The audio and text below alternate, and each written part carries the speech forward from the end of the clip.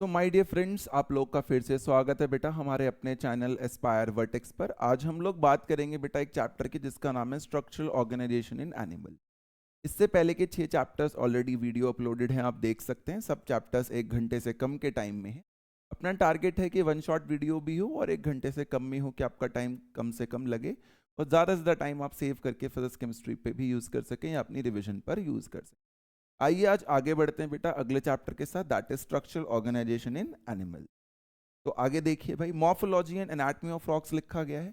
Morpho का मतलब होता है study of external features basically, और एनाटॉमी का मतलब होता है, इसमें भी एनसीईआरटी में एक इंटरेस्टिंग लाइन लिखी होती है, वो लिख देता है मॉर्फोलॉजी ऑफ इंटरनल ऑर्गन्स। तो वो आप याद रखिएगा, एनसीईआरटी में ये बहुत ही सुंदर सी लाइन लिखी गई है। क्या सुंदर सी लाइन लिखी गई है बेटा, कि वो एनाटॉमी को कैसे डिस्क्राइब कर देते हैं, वो एनाटॉमी को डिस्क्राइब कर देते हैं as morphology of internal organ, ऐसे डिफाइन कर। तो बहुत ही इंटरेस्टिंग बात हो जाती है बच्चे के लिए, तो ये आपको ध्यान रखनी है। आगे देखते हैं कि कैसे एनिमल्स के अंदर स्ट्रक्चर ऑर्गेनाइज हो रखे हैं। जैसे बेसिक स्ट्रक्चर तो सेल ही है, तो वो कैसे टिश्यू या टिश्यू से ऑर्गन में कैसे कन्वर्ट होता है। तो पहली स्लाइड हमारे पास है, देखो ऑर्गन और ऑर्गन सिस्टम्स बनेंगे। वेरियस टिश्यूज जो होते हैं वो डिफरेंट प्रोपोर्शनेट या प्रोपोर्शंस में अरेंज होते हैं टिश्यू या ऑर्गन बनाने के लिए। एनसीईआरटी की एक लाइन है, बहुत सारे एनिमल्स यूनिसेलुलर होते हैं। जैसे एनसीईआरटी तो नहीं डिफाइन करती किसी भी यूनिसेलुलर एनिमल को, बट प्रोटोजोन्स जैसे अमीबा वगैरह को कई बार एनिमल में कंसिडर करते हैं, तब माना जाता है रिसेंट टाइम पर। अपने एनसीईआरटी तो बहुत पुराने टाइम से सेम ही लिखी जा रही है, तो उसी के हिसाब से वो कई बार लिख देता है कि एनिमल किंगडम में यूनिसेलुलर एनिमल्स भी हैं। तो इस नई एनसीईआरटी में इस चैप्टर की पहली लाइन भी है। फिर वो कह देता है कि हाइड्रा जैसे भी बहुत सारे ऑर्गेनिजम्स हैं। हाइड्रा के अंदर देखते हैं तो बहुत सारे सेल्स हैं और हर टाइप के सेल के हजारों सेल्स हो सकते हैं। जैसे मान लीजिए हाइड्रा में एक सेल डाइजेशन कर रहा है, तो डाइजेशन करने वाले सेल्स बहुत सारे हो सकते हैं उसी टाइप के। जैसे हमारी बॉडी में नेफ्रॉन्स मिलियंस में है, न्यूरॉन्स मिलियंस में है, ऐसे ही कह रहा है वो वहाँ पर भी आपको, जब आप वो एनसीईआरटी का टेक्स्ट पढ़ते हो, कि हाइड्रा के अंदर बहुत सारे सेल्स जो हैं वो प्रेजेंट हैं, डिफरेंट डिफरेंट टाइप के, और हर टाइप के different different number of cells हो सकते हैं।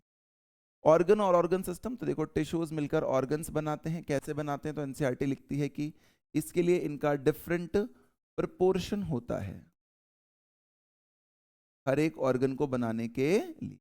जैसे एनसीईआरटी लिखती है कि हमारी बॉडी में एक स्ट्रक्चर होता है जिसको हम कहते हैं हार्ट। तो याद रखिएगा कि 4 मेन टिश्यूज होते हैं, एपिथेलियल, कनेक्टिव, मस्कुलर और न्यूरल। चारों होते हैं किसमें बेटा, हार्ट के अंदर। तो इस तरीके से बात होती है, एक कॉमन सी बात है, heart have all 4 type of, right. Organ systems बन जाते हैं, हम ऑर्गन सिस्टम लेवल के ही हैं। एम्फीबिया भी ऑर्गन सिस्टम लेवल का है। एनिमल किंगडम में हमने पढ़ा होता है कि प्लैटिहेल्मिन्थ्स ऑर्गन है, उसके बाद वाले सारे ही किसके होते हैं, ऑर्गन सिस्टम के होते हैं। तो देखो इसमें और क्या दिखता है, जब एक से ज्यादा सेल होते हैं, सिंगल सेल होगा जैसे अमीबा सिंगल सेल्ड है, तो उसमें डाइजेशन, रेस्पिरेशन, एक्सक्रीशन, सारे के सारे फंक्शन एक ही सेल को करने हैं। लेकिन जब मल्टी सेलुलैरिटी होती है, जैसे कि हाइड्रा में या हमारे अंदर, तो डिविजन ऑफ लेबर आ जाता है, कि एक्टिविटी डिवाइड कर दी जाती है कि किस किस को क्या क्या काम करना है बेटा। तो उसमें स्प्लिट कर जाते हैं काम को सेल्स, कि मेरे को ये काम करना है, मेरे को ये काम करना है, ताकि बॉडी एफिशिएंटली सरवाइव कर पाए।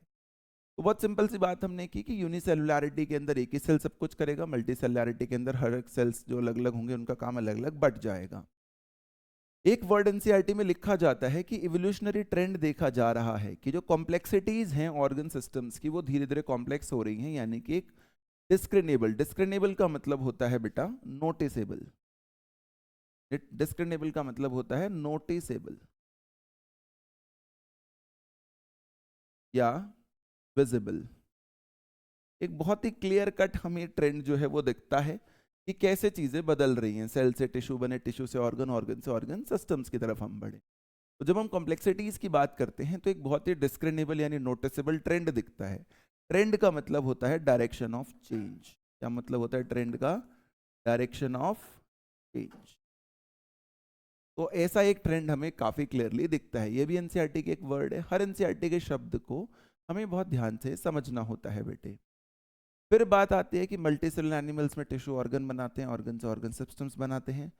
ऑर्गन ऑर्गेनाइजेशन होना बहुत ज़रूरी है, तभी आप एफिशिएंटली या कोऑर्डिनेटली काम कर पाएंगे।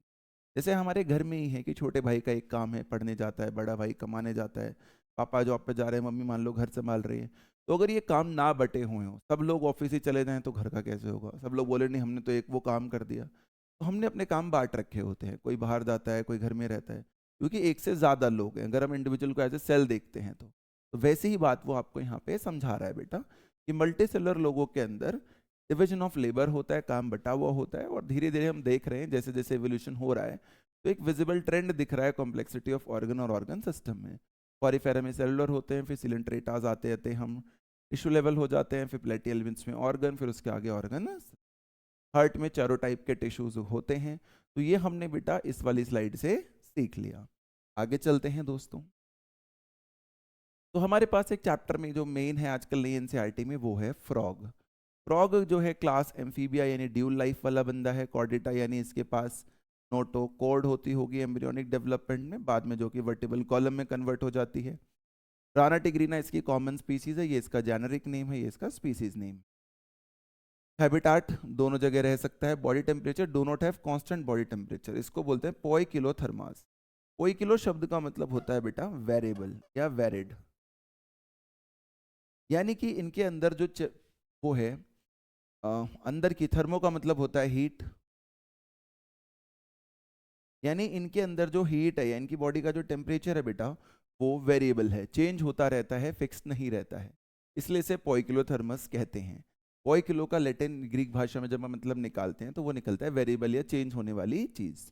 तो ये कोल्ड ब्लडेड होते हैं बेटा बॉडी टेम्परेचर के हिसाब से। और कॉमन स्पीसीज क्या है, क्लास क्या है और फाइलम क्या है, ये वही कैटेगरीज हैं बेसिकली जो हमने लिविंग वर्ल्ड वाली वीडियो में भी पढ़ी थी, कि क्लास एक कैटेगरी है, फाइलम एक कैटेगरी है। क्लास एक फिक्स टर्म है, उसके आगे वेरिएबल टर्म हो सकता है। क्लास एम्फीबिया भी हो सकती है, मैमिलिया भी हो सकती है, तो वो टेक्सॉन होते हैं। ये एक फ्रॉग का बहुत सुंदर सा आपके लिए डायग्राम बनाया गया है। आगे चलते हैं बेटा। एडेप्टेशन क्या है इसके, बचने के लिए क्या करता है? बचने के लिए फ्रॉग करते हैं कैमोफ्लाज। कैमो का मतलब एक लैटिन वर्ड होता है जिसको बोलते हैं कैमोफ्लेयर, जिसका मतलब होता है टू डिसगाइज, यानी कि धोखे में रखना, मास्क कर देना।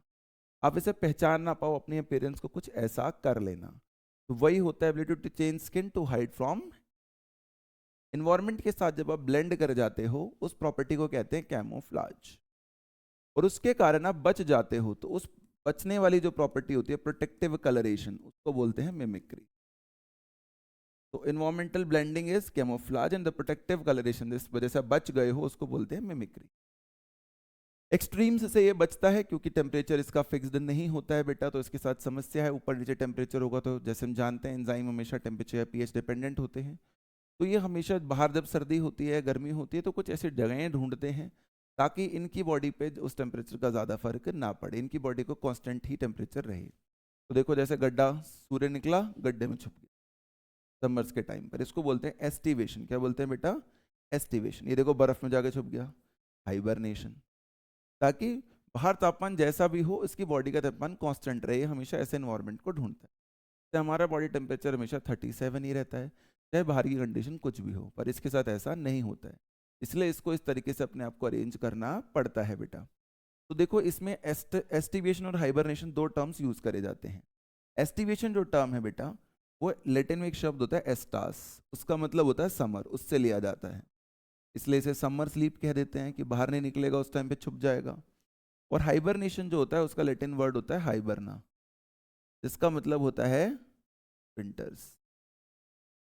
तो हमें पता होना चाहिए कि इसको हाइबरनेशन और एस्टिवेशन ही क्यों कहा जाता है बेटा, तो ये हमें क्लियर होना चाहिए यहाँ से।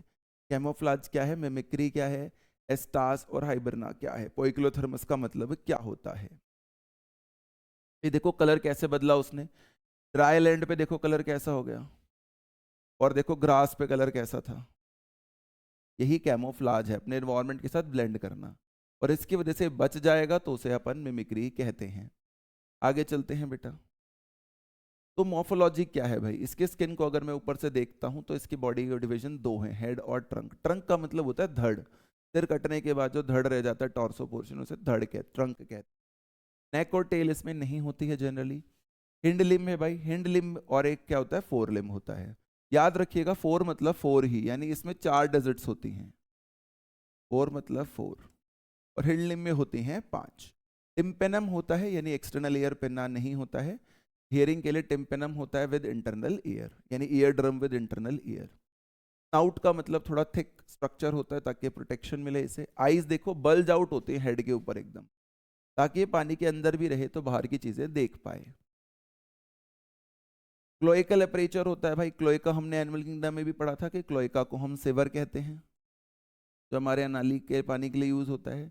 ये एक ऐसी ओपनिंग होती है जिससे तीनों चीजें एक साथ बाहर निकल सकती हैं। कौन सी तीनों चीजें बाहर निकल सकती हैं? तो हमें बताया जाता है कि भाई इसी एक ओपनिंग से हम लोग फीकल मैटर यानी डाइजेस्टिव सिस्टम, यूरिनरी यानी एक्सक्रीटरी सिस्टम और रिप्रोडक्टिव यानी गैमेट्स, तीनों को बाहर भेजते हैं बॉडी से। गैमेट्स को भी बाहर भेजते हैं क्योंकि इसमें एक्सटर्नल फर्टिलाइजेशन होती है बेटा। फिर देखो क्या है, स्मूथ और स्लिपरी स्किन होती है क्योंकि म्यूकस होता है।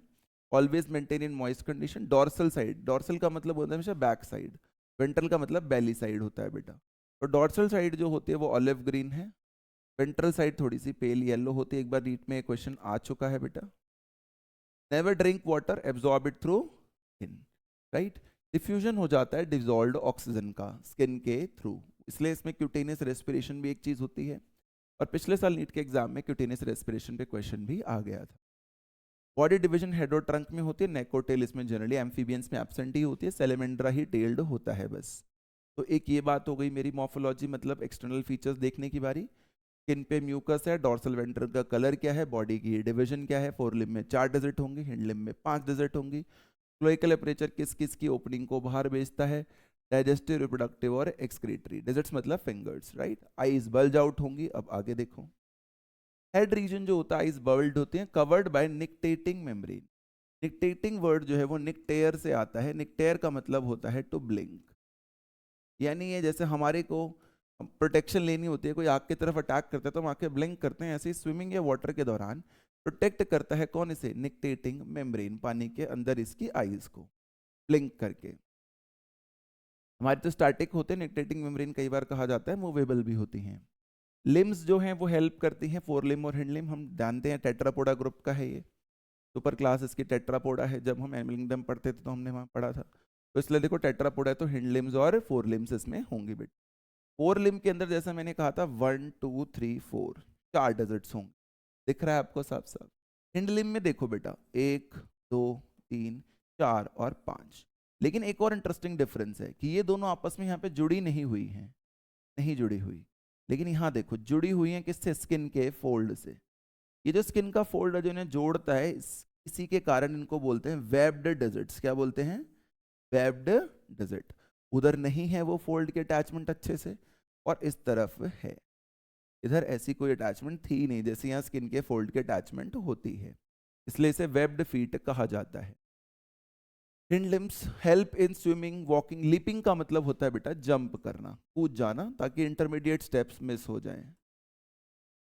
अगर मैं 5 स्टेप चलता हूँ और मैं एक जंप में 5 स्टेप पूरे कर लेता हूँ तो बेसिकली मैंने जो इंटरमीडिएट स्टेप्स थे उन्हें क्या कर दिया होगा, मिस कर दिया होगा, ऐसा वो कह रहे हैं। फोर लिम्ब में 4 डिजिट होती है। आईज जो होती हैं वो बेटा बल्ज्ड होती हैं, covered by nictitating membrane. Ears जो होते हैं वो मेम्ब्रेनस होते हैं। Tympanum receives sound, no external organ, external organ नहीं होता। टिम्पेनम विद इंटरनल ईयर्स होते हैं, मैंने पहले ही आपको बता दिया था। तो निक्टेटिंग मेम्ब्रेन का क्या फंक्शन है, लीपिंग का क्या मतलब है और वेब्ड का क्या मतलब होता है, ये आपको इस स्लाइड से बेटा समझ में आ जाना चाहिए। इससे पहले ये समझ में आ जाना चाहिए था कि बॉडी की क्या क्या अपीयरेंसेस होती हैं, उससे पहले सर्वाइवल एडेप्टेशन, और उससे पहले इसकी बेसिक इंफॉर्मेशन। अब आगे चलते हैं। सेक्सुअल डायमॉर्फिज्म क्लियर होता है, मेल फीमेल दोनों अलग अलग होती हैं। मेल फ्रॉग जो होता है बेटा, अगर हम उसकी बात करते हैं तो वोकल सैक्स होते हैं, स्किन के फोल्ड्स होते हैं बेसिकली, ये कुछ ज़्यादा बात नहीं होती इसमें, स्किन फोल्ड्स होते हैं। पोजेसेस साउंड प्रोड्यूसिंग वोकल सैक्स, इनके पास एक कॉपुलेटरी पैड होता है यानी जो फर्टिलाइजेशन में हेल्प करेगा, that is present on first digit of a four limb, यानी कि फोर लिम्ब की फर्स्ट डिजिट पे होता है। देखो डायग्राम में दिखाया भी गया है, कॉपुलेटरी पैड या न्यूपशियल पैड ऑन फोर लिम्ब बेटा, तो ये आपको यहाँ पे दिख रहा होगा। फीमेल फ्रॉग में कोई वोकल सैक या स्किन फोल्ड नहीं है, आवाज के लिए कोई कॉपुलेटरी पैड नहीं है, तो ये मेल और फीमेल का डिफरेंस होता है। यानी जनरली जो हमें आवाज करते हुए फ्रॉग्स दिखते हैं शायद वो मेल्स होते हैं मैक्सिमम ऑफ द टाइम्स बेटा। तो ये डिफरेंशिएशन समझ में आ गया, कॉपलेटरी पैड का मतलब हमें समझ में आ गया। फिर देखिए इंटरनल एनाटमी की बात करते हैं। तो इंटरनल एनाटमी मतलब morphology, study of morphology of internal organs को कहते हैं। तो यहाँ पर सबसे पहले आता है डाइजेस्टिव सिस्टम, जो डाइजेशन एब्जॉर्प्शन करेगा। स्टमक इंटेस्टाइन दिख रहा होगा, circulatory system, heart, respiratory, lungs. Reproductive system जिसमें कि मेल फीमेल रिप्रोडक्टिव ऑर्गन्स आ जाएंगे। Excretory system, kidney, bladder. Nervous system में ब्रेन और मेजर स्पाइनल कॉर्ड। ये सारे हमें यहाँ पर बेटा 1 बाय 1 पढ़ने होते हैं। तो आइए शुरू करते हैं। सबसे पहले डाइजेस्टिव सिस्टम। ये लोग कार्निवोरस हैं क्योंकि मीट को डाइजेस्ट करने के लिए हमें कम लेंथ ऑफ इंटेस्टाइन की जरूरत है, उसे डाइजेस्ट करना इजी है एज कम्पेयर टू सेलुलोज। इसलिए हर्बीवोरस में लेंथ बड़ी होती है और इनके अंदर कैनाल की लेंथ छोटी होती है, क्योंकि सेलुलोज को डाइजेस्ट करना मीट को डाइजेस्ट करने से क्या है, मुश्किल होता है बेटा। पाथवे की बात करते हैं तो माउथ से खाना शुरू होता है, यहाँ से कुछ टीथ्स होते हैं। फिर खाना नीचे जाता है तो देखो ईसोफेगस है, ईसोफेगस के नीचे फिर वही स्टमक है, स्टमक के नीचे स्मॉल इंटेस्टाइन है, फिर रेक्टम है, और फाइनली हमारे पास क्लोएका होता है, जिसके थ्रू हम चीज़ों को बाहर निकाल देते हैं शरीर से। तो वही पाथवे है बेटा, mouth, buccal cavity, फैरिंग्स, oesophagus, stomach, intestine, rectum and cloaca. Rectum का मतलब याद रख लीजिएगा, इसका मतलब एक स्ट्रेट वेसल होता है जनरली। ईसोफेगस का मतलब होता है to carry food, stomach, intestine का मतलब होता है इंटरनल, क्लोएका का मतलब मैंने आपको बताया ही था अभी, सेवर होता है, राइट। लिवर क्या करता है इस केस में, जो लिवर यहाँ पे पड़ा हुआ है ऊपर की तरफ, ये बाइल सिक्रीट करता है हमेशा की तरह। और इस बाइल को स्टोर कौन करेगा भाई, तो इस बाइल को स्टोर करेगा गॉल ब्लैडर, जो कि ये रहा, ये स्टोर करता है इसको। तो स्टोर्ड इन गॉल ब्लैडर है ना, गॉल का मतलब बाइल ही होता है, और ब्लैडर का मतलब होता है सैक लाइक स्ट्रक्चर जो इसको स्टोर कर रहा होगा बेटा। पेनक्रियास पेनक्रेटिक जूस प्रोड्यूस करता है।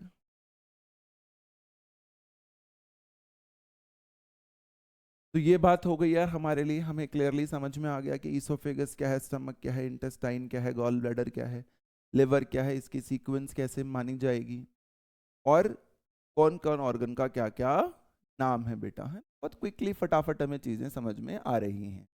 आगे देखते हैं, देखो फिजियोलॉजी ऑफ डाइजेशन क्या है। ये तो स्ट्रक्चर्स थे। तो स्टमक एचसीएल और गैस्ट्रिक जूस सिक्रीट करेगा, इससे क्या हो जाएगा, जो पार्शली डाइजेस्टेड फूड बन जाता है इसके बाद, उसको क्या कहते हैं, उसको हम लोग कहते हैं काइम। काइम जो है वो एक लैटिन शब्द होता है बेटा, काइमोज, उससे लिया गया है, इसका मतलब होता है जूस। डिओडेनम की बात करते हैं तो डिओडेनम जैसे हमारे स्ट्रक्चर में था, यहाँ पर भी ऐसे ही है, बाइल डक्ट रिसीव करता है, जो कि पेनक्रियाज और डिओडेनम का मिलकर होता है कॉमन बाइल डक्ट। क्या करता है, वाइट फैट को एमल्सिफाई करता है, यानी छोटे छोटे टुकड़ों में कन्वर्ट कर देता है, ट्राइग्लिसराइड्स को मोनोग्लिसराइड्स में कन्वर्ट कर देता है। पेनक्रियाटिक जूस एनसीईआरटी लिखती है कि कार्बोहाइड्रेट और प्रोटीन को डाइजेस्ट करने के लिए एंजाइम्स भेजता है। इंटेस्टाइन में फाइनल डाइजेशन होती है via villi and microvilli. Villi macroscopic होते हैं, म्यूकोजा के पास होते हैं, और माइक्रोविलाई इंडिविजुअल एपिथेलियल सेल्स जो कॉलमनार सेल्स हैं उनके ऊपर हो। दोनों का काम वही है बेसिकली, सरफेस एरिया बढ़ा के एब्जॉर्प्शन करना। तो इसमें टंग होती है बेटा, वो बाइलोब्ड होती है। बाइलोब्ड का मतलब होता है जैसे फॉर्क जो होती है वो आगे से ऐसे उसके दो हिस्से होते हैं, चाउमीन वगैरह जो हम खाने में यूज करते हैं, वैसे ही इसमें बाइलोब्ड है, दो फॉर्क जैसे स्ट्रक्चर्स आपको दिखते हैं। तो बाइलोब्ड टंग क्या है, विल्लाई, माइक्रोविल्लाई क्या है बेटा, कॉमन बाइल डक्ट क्या है, एचसीएल क्या है, काइम क्या है, काइमोस। ये आपको समझ में आई होप आ गया होगा। ध्यान से समझिएगा कि मैंने क्या बोलने की या क्या समझाने की कोशिश आपको करी है। वन शॉट वीडियो है, फटाफट हम लोग खत्म करते हैं। फिर बात होती है बेटे फिजियोलॉजी एंड डाइजेशन की, दोबारा समझाया गया थोड़ा सा कि फीडिंग बाइलोब टंग से होती है, stomach, HCL, gastric juice, duodenum और इंटेस्टाइन की बात करी गई है। थोड़े से बेटर पिक्चर्स इंडिविजुअल पिक्चर्स के साथ। ये देखो दो फॉर्क लाइक स्ट्रक्चर्स आपको दिख रहे होंगे जब किसी इंसेक्ट को इसे खाना है, इसलिए इसे बाइलोब्ड कहा गया है। यहाँ काइमोस बन जाएगा, यहाँ पर डाइजेशन हो जाएगा, यहाँ से फिर एक्सक्रीशन हो। एक्सक्रीशन जब होना होगा तो क्या होगा, तो इंटेस्टाइन के बाद, रेक्टम के बाद वो क्लोइका के थ्रू इनडाइजेस्टेड फूड क्या होगा, बाहर निकल जाएगा, है ना। जो अनडाइजेस्टेड फूड होगा वो पहुंचेगा रेक्टम में, और रेक्टम से क्लोएका के थ्रू या सेवर के थ्रू क्या हो जाएगा, बाहर निकल जाएगा बेटा।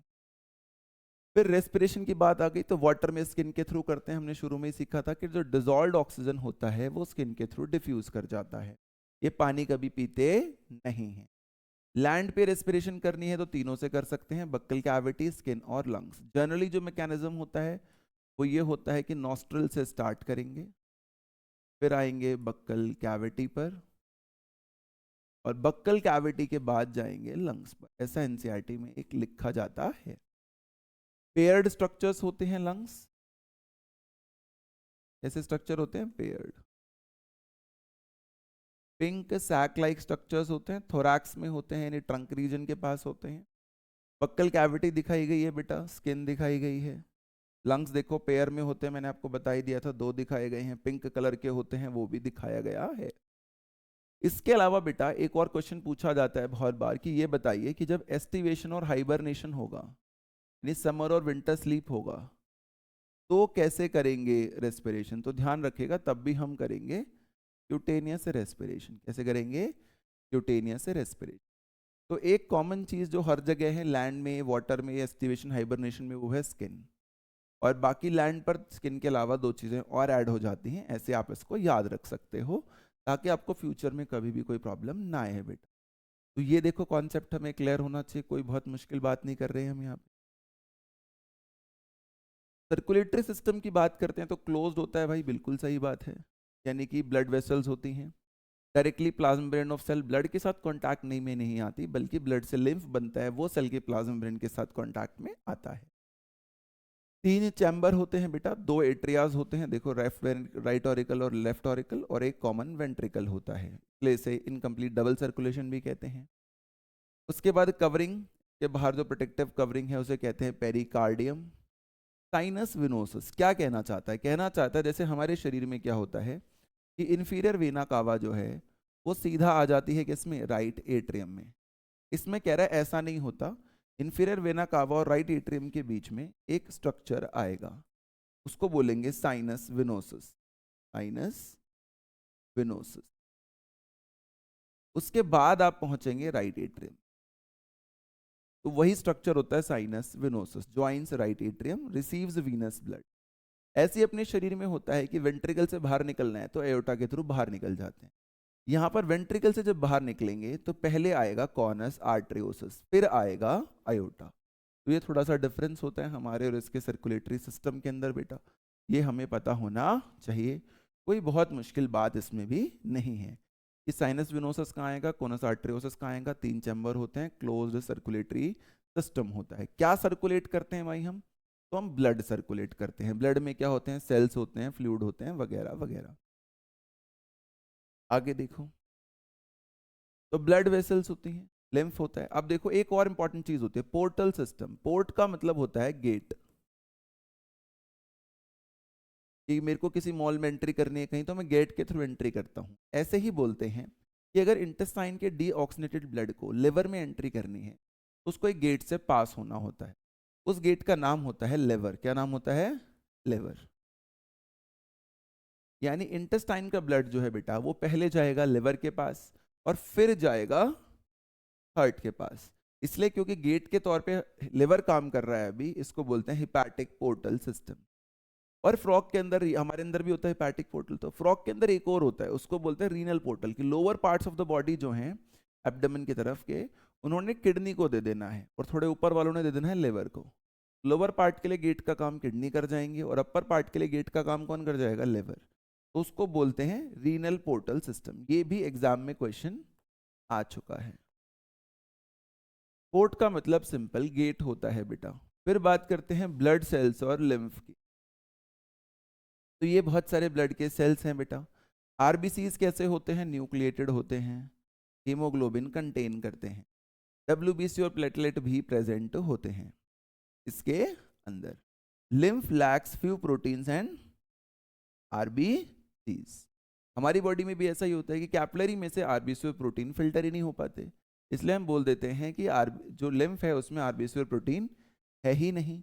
सेम अल्ट्रा फिल्ट्रेशन वाला कॉन्सेप्ट है। फिर बात करते हैं आरबीसी, इसके पास न्यूक्लिएटेड होते हैं, हमारे पास कैसे होते हैं, नॉन न्यूक्लिएटेड होते हैं। कंटेन्स हीमोग्लोबिन, ये बात भी ठीक है, हमारे पास भी डब्ल्यूबीसी और प्लेटलेट भी, इसके ब्लड के पास ये सारी चीजें होती हैं। लिम्फ जो है, लिम्फ के अंदर क्या क्या होता है, तो जो एनसीईआरटी बताती है वो कहते हैं लिम्फ की जब हम बात करेंगे तो लिम्फ के लिए इनके पास लिम्फेटिक चैनल्स होते हैं, यानी वो स्पेसेस जहां से लिम्फ फ्लो करेगा, वो स्पेसेस जहां से लिम्फ फ्लो करेगा। लिम्फ होता है जो फ्लूइड है, जो वाटर ब्लड से फिल्टर होकर बना है, और लिम्फ नोड्स होते हैं जो हमने पढ़ रखा है अपने ह्यूमन वाले चैप्टर में कि लिम्फॉइड ऑर्गन्स की तरह काम करते हैं। तो वो एक फैक्टर यहाँ पे उसने हमें समझाया होता है। ब्लड का काम क्या है, हमेशा की तरह वही है बेटा, वाटर को ट्रांसपोर्ट करना, मिनरल्स को ट्रांसपोर्ट करना। तो ब्लड क्या होता है बेटा, लिम्फ क्या होता है, ये हमें समझ में आना चाहिए। साइनस विनोसस क्या होता है, कोनस आर्टरियोसस क्या होता है, ये हमें समझ में आना चाहिए। मेरा काम बस बेटा एक असिस्ट की तरह है, एक बार आपको रीड करनी पड़ेगी किताब तो आपको इजी हो जाए ताकि चीजें बस। एक्सक्रीटरी सिस्टम की बात करते हैं तो यहाँ पर यूरियोटैलिक होते हैं, हमारी तरह ही excretes urea. Kidneys dark bean structures होते हैं कंपोज ऑफ नेफ्रॉन। और जैसे हमारी बॉडी कैविटी में किडनीज पोस्टीरियरली हैं और उसके कहाँ पर है, वर्टिबल कॉलम की साइड पर हैं, बिल्कुल ऐसे ही इसमें भी होती हैं। वो एनसीईआरटी की एक लाइन लिखी होती है, ये देखो बीन शेप किडनीज आपको दिख गई होंगी। एनसीईआरटी में ये डायग्राम उन्होंने डाइजेस्टिव सिस्टम के पास रखा हुआ है, मैंने यहाँ रख दिया, बस इतना अंतर है। इसकी लेबलिंग आपसे एग्जाम में पूछी जा सकती है कभी भी, तो आपको बेटा आनी चाहिए। यूरेटर, मेल जो यूरेटर होता है उसके अंदर क्या गड़बड़ हो जाती है बेटा, कि जो टेस्टिस होता है वो जुड़ जाता है किडनी के साथ। तो टेस्टिस अपने स्पर्म सेल्स को किडनी को दे देता है और फिर किडनी के थ्रू ही स्पर्म सेल्स चले जाते हैं यूरेटर के पास। तो यूरेटर के पास स्पर्म भी हो जाता है और यूरिन भी। इसलिए मेल्स के केस में हम यूरेटर को बोलते हैं यूरिनोजेनाइटल डक्ट। फीमेल में ऐसा नहीं होता, इसलिए उसे हम बोलते हैं कि वहाँ पे ओविडक्ट जो होता है वो सेपरेटली ओपन करता है इनटू क्लोएका। देखो इसको कैसे समझा जाए, दिखा देता हूँ आपको। जैसे देखो ये वाली बात हो रही है, ये जो टेस्टिस है बेटा वो अटैच्ड है किसके साथ, देखो ध्यान से, दिख रहा होगा शायद आपको जो मैंने लेबल किया है। ये जो टेस्टिस का स्ट्रक्चर है बेटे, ये क्या दिख रहा है, ये साफ दिख रहा है कि ये अटैच्ड है किसके साथ, किडनीज के साथ। तो ये अपने स्पर्म सेल्स यहाँ पर इंजेक्ट कर देता है। फिर जो ये यूरेटर होता है हमारा, इस यूरेटर में स्पर्म भी आ जाता है और किडनी में क्या वाली यूरिन भी आ जाती है, इसलिए इसे बोलते हैं यूरिनोजेनाइटल डक्ट। लेकिन अगर फीमेल के केस में मैं देखूंगा बेटा, तो ये फीमेल सिस्टम है, देखो यहाँ पे अगर मैं सेम बात देखता हूँ तो ओवरीज या जो ओविडक्ट जो ओवरीज के होते हैं उनका कोई कनेक्शन नहीं है, वो एकदम सेपरेटली ओपन करते हैं अपने एग को, ओवा को सेपरेटली रिलीज करते हैं इनटू क्लोएका, सेपरेटली रिलीज करते हैं, किडनी के थ्रू रिलीज नहीं करते हैं, इसलिए इसको सिर्फ यूरेटर कहा जाता है। और मेल वाले यूरेटर को कहते हैं यूरिनोजेनाइटल डक्ट बेटा, ठीक है। अब देखो आगे क्या बात है, तो ये बात हो गई हमारी, मैं समझ में आ गई बात क्या थी, है ना। ब्लैडर जो होता है बेटा, जो कि ये रहा, ये वाला, ये थिन वॉल्ड होता है, वेंट्रल टू द रेक्टम होता है। वेंट्रल टू रेक्टम मतलब towards the belly side, ventral मतलब टुवर्ड्स द बेली या lower side to the rectum. जब हम फ्रॉक को सीधा देखेंगे खड़े करके नॉर्मल पोजीशन में, तो जो हमारा रेक्टम है उसके नीचे आएगा ब्लैडर, बेसिकली ये कहना चाह रहा है वो। ये पता होना चाहिए, ये पता होना चाहिए, ये पता होना चाहिए। वैसे भी देख लो, यहाँ रेक्टम है, यहाँ रेक्टम है और यहाँ ब्लैडर है, तो दिख लग भी रहा है कि वो इसके नीचे ही है। बैक साइड से देखोगे, डाइसेक्शन जब हम करते हैं डॉर्सल से वेंट्रल आओगे, डॉर्सल का मतलब बैक साइड, तो आपको ऐसा दिखेगा कि ब्लैडर जो है वो सुपरवाइज कर रहा है रेक्टम के ऊपर, ऑन टॉप है। पीछे से आओगे तो पहले ब्लैडर आएगा फिर रेक्टम, बट ऐसे देखोगे तो ब्लैडर जो होगा वो रेक्टम के नीचे होगा। तो देखो ये बात हो गई, ये बात हो गई, ये बात हो गई, इसमें कोई हमारे लिए ऐसी असंभव बात नहीं थी, इजिली हमने इस पार्ट को समझ लिया बेटा। फिर बात आ गई नर्वस सिस्टम और ब्रेन की, तो एक्सक्रीशन की बात हमें समझ में आ गई क्या क्या होता है। तो नर्वस सिस्टम के अंदर हमारे पास सेंट्रल नर्वस सिस्टम है। सिंप्लीफाई करने के लिए वो ऐसा लिख देते हैं, मॉडर्न एनाटॉमी ऐसा मानती है कि ANS is a part of PNS only, but frog में सिंप्लीफाई करने के लिए उन्होंने लिखा होता है कि स्पाइनल कॉर्ड है, क्रेनियल नर्व है और स्पाइनल नर्व्स हैं और एएनएस हैं। ये सब स्ट्रक्चर्स हैं किसके बेटा? ये सब स्ट्रक्चर्स हैं किसके? ब्रेन के अंदर central nervous system, peripheral nervous system and ANS. किसका? नर्वस सिस्टम का हिस्सा है। तीन हिस्सों में होते हैं। नर्व हमेशा कलेक्शन ऑफ एक्सॉन्स होती हैं, तो सेंट्रल नर्वस सिस्टम के बाहर ही होती है बेटा हमेशा। तो देखो वो वाली बात हो गई। ब्रेन इनक्लोज्ड इन क्रेनियम।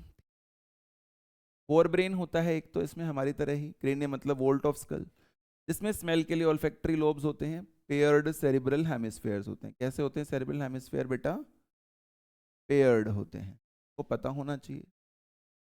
डायनसेफ्लॉन, डायनसेफ्लॉन का मतलब होता है थ्रू ब्रेन। क्या मतलब होता है डायनसेफ्लॉन का बेटा? डायनसेफ्लॉन का मतलब होता है थ्रू ब्रेन। क्या क्या आता है इसमें बेटा? तो इसके अंदर आते हैं हाइपोथैलेमस, थैलेमस एंड एपीथैलेमस। क्या क्या आता है? Hypothalamus, thalamus and epithalamus. Midbrain में होते हैं ऑप्टिक लोब्स, ठीक है। हाइंड ब्रेन के अंदर होते हैं सेरिबेलम और मेडुला। ऑप्टिक लोब्स भी पेयर्ड होते हैं बेटा, याद रखिएगा। Medulla oblongata. मेडुला का मतलब हमेशा होता है इनर, चाहे वो एड्रिनल मेडुला हो, चाहे वो ओवेरियन मेडुला हो, चाहे वो पिथिया मेडुला जो हम मॉर्फोलॉजी एनाटॉमी फ्लावरिंग प्लांट्स में पढ़ते थे एनाटॉमी वाले में खासकर, वो हो। मेडुला का मतलब हमेशा होता है इनर पार्ट। तो बेटा इनर पार्ट हो गया। ऑब्लोंगाटा का मतलब होता है इलोंगेटेड। ये वर्ड आपको मतलब पता होना चाहिए बेटे। सेरिबेलम लिटिल सेरिब्रम कहलाता ही है। मेडुला ऑब्लोंगाटा जो होता है, ये जो स्ट्रक्चर है बेटा, ये पास करता है थ्रू अ फोरामेन। जिस फोरामेन से पास करता है उसको बोलते हैं फोरामेन मैग्नम। कौन सा फोरामेन होता है? मैग्नम। और पहुंच जाता है कहां पर? स्पाइनल कॉर्ड में। इसकी एक्सटेंशन कहां पहुंच जाती है? स्पाइनल कॉर्ड में पहुंच जाती है। और स्पाइनल कॉर्ड को प्रोटेक्ट कर रहा होता है वर्टेब्रल कॉलम। ऐसी भी एनसीईआरटी में एक लाइन बेटा लिखी जाती है, protected by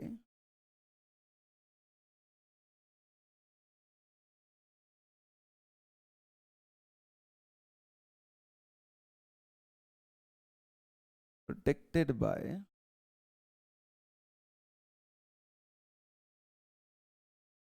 vertebral column. Spinal cord हो गया, स्पाइनल नर्व हो गई, स्कैटिक प्लेक्सस हो गया, ब्रैंकियल प्लेक्सस हो गया, वगैरह वगैरह। तो ये पार्ट्स हो गए बेटा। स्मेल के लिए हो गए सेरिब्रल हेमिस्फीयर, डायनसेफ्लॉन का मतलब बता दिया मैंने आपको, ऑप्टिक लोब का मतलब बता दिया, हाइंड ब्रेन वगैरह की बात बता दी। फिर कहते हैं इसके पास कुछ सेंसरी ऑर्गन्स भी होते हैं। जैसे अपने शरीर में होते हैं टच के लिए क्या है? स्किन है। इसके पास टच के लिए होते हैं सेंसरी पैपिले। क्या होता है टच के लिए? सेंसरी पैपिले, ठीक है। विजन के लिए क्या होते हैं? इसके पास भी आईज है, हमारे पास भी आईज है, तो उसमें मैं कुछ नहीं लिख रहा। आईज होते हैं विजन के लिए। टिम्पेनम होता है, मैंने पहले बताया था, हियरिंग के लिए। फिर कहते हैं स्मेल के लिए, जैसे ऑल्फैक्टरी लोब्स थे ऐसे ही होते हैं ऑल्फैक्टरी एपिथेलियम। किसके लिए? स्मेल के लिए। तो देखो 1 2 3 4, स्किन हो गया, आई हो गया, नोज हो गया, ईयर हो गया, है ना, और टंग हो गई। 5 चीजें हो गई आपके पास। हाँ टंग रह गई ना, तो टंग के होते हैं टेस्ट बर्ड्स बेटा। क्या होते हैं? Taste bud. ये सारे स्ट्रक्चर्स इसके पास होते हैं। इसमें से जो दो मेन स्ट्रक्चर्स हैं वो आपसे पूछे जाते हैं, वो याद रखिएगा। कौन से दो मेन है भाई? तो एक तो होता है हमारा आईज, और एक होते हैं हमारी ईयर, टिम्पेनम वाला पार्ट। ये दोनों ईयर और आई वाला जो पार्ट है वो तो होते हैं वेल ऑर्गेनाइज्ड। क्या होते हैं? Well organised. और बाकियों के बारे में लिखा जाता है कि बाकी structures are just cellular aggregates. बाकी स्ट्रक्चर्स क्या हैं? सिर्फ सेलुलर एग्रीगेट्स होते हैं। उसको हम लोग बोलते हैं जस्ट सेलुलर एग्रीगेशंस। ईयर का काम हियरिंग में भी होता है और बेटा बैलेंसिंग में भी। तो ये बात हमें समझ में आ गई, कौन कौन से सेंसरी ऑर्गन्स होते हैं, ब्राह्मण की क्या बात थी, कौन कौन से पार्ट्स होते हैं नर्वस सिस्टम में, और कितने पेयर होती हैं इसके पास क्रेनियल नर्व के। तो हमेशा बोला जाता है 10 पेयर। कितने क्रेनियल नर्व होते हैं? 10 पेयर। हमारे पास कितने होते हैं? 12 पेयर होते हैं बेटा। आगे चलते हैं दोस्तों। कोई बात पूछनी हो तो आप कमेंट करके पूछ लीजिए। रिप्रोडक्टिव सिस्टम, जैसे मैंने पहले ही बताया था कि टेस्टिस पेयर में होते हैं, येलोइश ओवाइड होते हैं। मेसोर्चियम, मेसोर्चियम का मतलब होता है double fold of peritoneum holding testis. और एक किससे अटैच होता है? Also it is attached to upper part of kidney.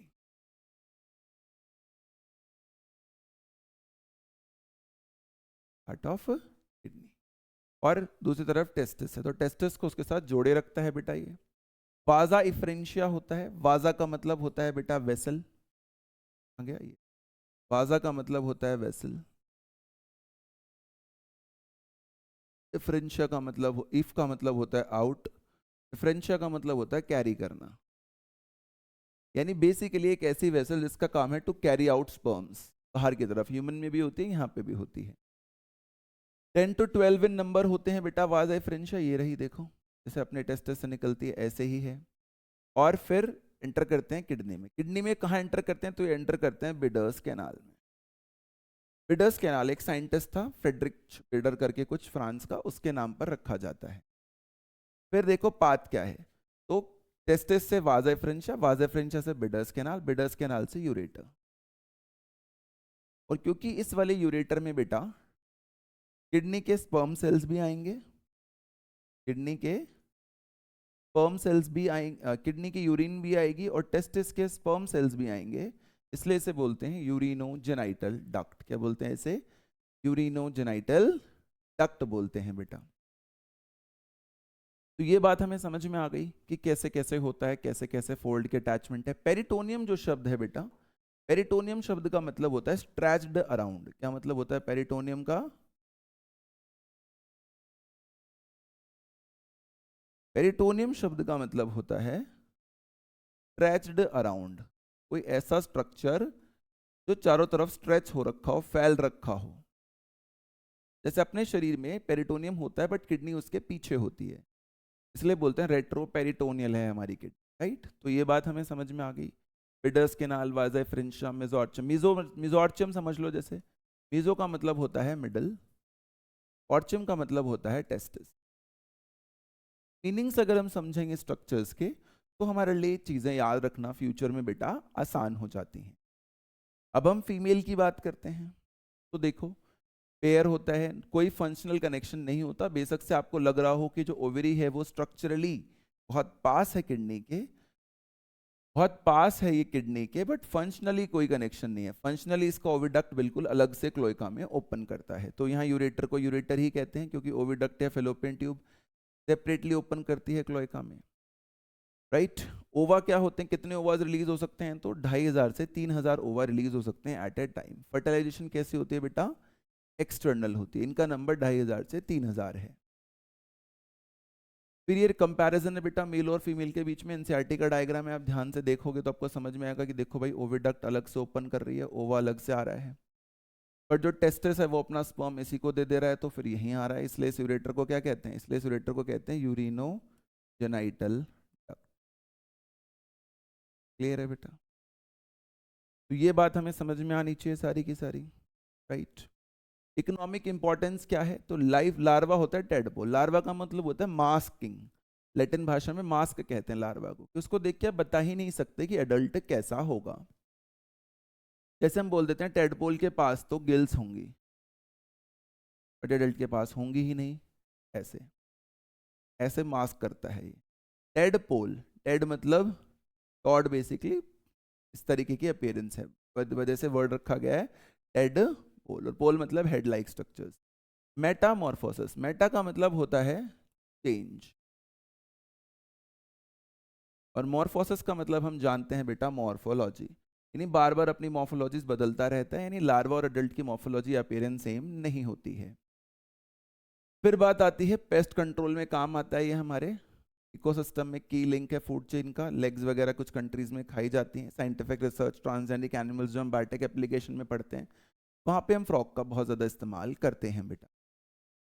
देखो दिखाया भी गया है कि देखो इंसेक्ट खा लिया उसने, फूड चेन के अंदर कितना इंपॉर्टेंट है, फूड की तरह प्लेट बना के दिखाया गया, कुछ लोग खा लेते हैं और लैब रिसर्च में भी हमारे काम आता है। ये उसकी लाइफ साइकिल समझाई गई है कि फ्रॉग से एग बनेंगे, एग से टेडपोल बनेगा और फ्रॉगलेट बनेगा जो बाद में फ्रॉग बनेगा। तो इस स्ट्रक्चर और इस स्ट्रक्चर में अच्छा खासा अंतर है, यानी यहाँ से यहाँ तक आने में मेटामॉर्फोसिस हुई होगी, बहुत बार मॉर्फोलॉजी को चेंज करा गया होगा बेटा, है ना।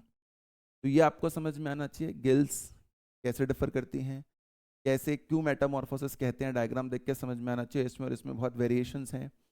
पेस्ट कंट्रोल इकोसिस्टम, फूड की बात हो रही है, फिर फ्रॉग मेल रिप्रोडक्टिव सिस्टम की बात हो रही है, फीमेल रिप्रोडक्टिव सिस्टम की बात हो रही है, फिर मेल रिप्रोडक्टिव सिस्टम की बात हो रही है, बिडर्स कैनाल, वाजा एफरेंशिया, नर्वस सिस्टम और ब्रेन की बात हो रही है, कीटर सिस्टम की बात हो रही है, blood lymphoid vessels, circulatory system of frog, respiratory system, physiology of digestion, digestive system, internal anatomy, sexual dimorphism वगैरह की बात हो रही है। तो ये हमने बेटा पूरा चैप्टर ऑलमोस्ट फटाफट पढ़ लिया है ना, ये चैप्टर की समरी है, राइट, क्या क्या हमने मेन मेन बातें पढ़ी हैं। तो ये हमारा चैप्टर हो गया खत्म बेटा। अब अगले चैप्टर के साथ हम जल्दी आपसे दोबारा मिलेंगे, next chapter will be cell the unit of. Thank you so much, keep supporting us.